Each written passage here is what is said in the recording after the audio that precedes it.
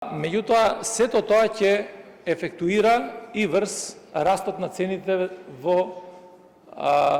маркетите, односно директна дневна потрошувачка за потребите на живењето на сите граѓани.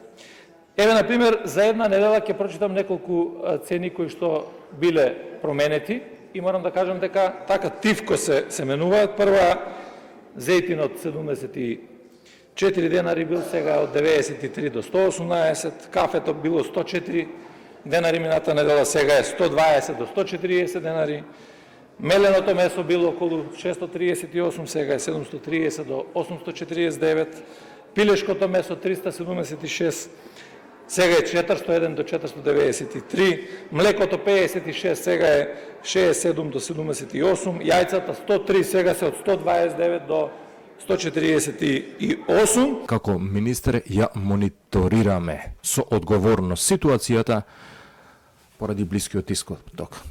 Во услови на несигурност која беше на светските пазари, како влада покажавме и одлучност и реагиравме на време, намалувајќи го ДДВ-те или данокот на додадена вредност за нафтата од 18 на 10%.